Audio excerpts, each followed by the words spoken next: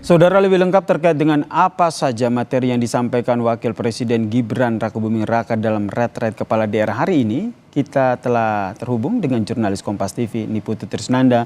Selamat petang Putu. Jadi apa saja nih yang disampaikan oleh Wapres Gibran Rakabuming Raka dalam retret hari ini dan bagaimana sebenarnya respons dari kepala daerah terutama dari PD Perjuangan?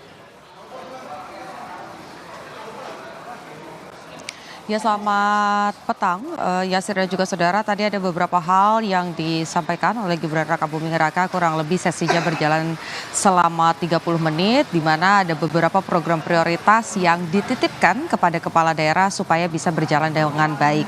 Misalnya saja soal makan bergizi gratis, para kepala daerah diminta untuk bisa menyiapkan infrastruktur agar proses pengiriman logistik dan juga ketahanan dan ketersediaan bahan-bahan untuk diolah menjadi makan bergizi gratis ini bisa tetap fresh begitu ya, dan juga tepat waktu disampaikannya, dan ketika itu dinikmati oleh anak-anak sekolah ini masih dalam kondisi yang baik. Bukan hanya soal makan bergizi gratis saja, tapi juga tadi disampaikan bagaimana kepala daerah juga memegang peran dalam mengolah sumber daya alam di daerah masing-masing supaya proses hilirisasi ini bisa dilakukan. Jadi bukan hanya menggunakan energi ataupun juga sumber daya alam untuk kemudian dikirim begitu saja ke luar negeri, tapi juga bisa diolah terlebih dahulu. Jadi negara ini juga bisa mendapatkan keuntungan, begitupun dengan daerahnya masing-masing. Di satu sisi dengan adanya hilirisasi, harapannya di masing-masing daerah yang memiliki potensi ini juga bisa membuka lapangan pekerjaan. Bukan hanya itu saja, tadi juga disampaikan misalnya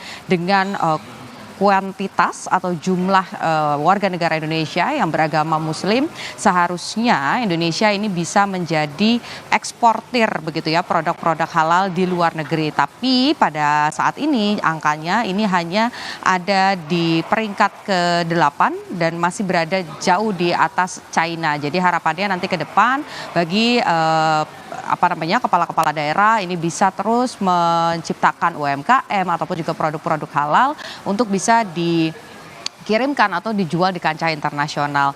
Tadi juga saya sempat mencoba bertanya pada kepala daerah dari PDI Perjuangan bagaimana responsnya. Dari beberapa kepala daerah ini memang menyebut bahwa masih ada hal-hal ini yang sifatnya tidak bertentangan dengan perintah dari Megawati Soekarno Putri sebagai Ketua Umum, sehingga yang kemudian disampaikan adalah ketika kemudian visi misi dari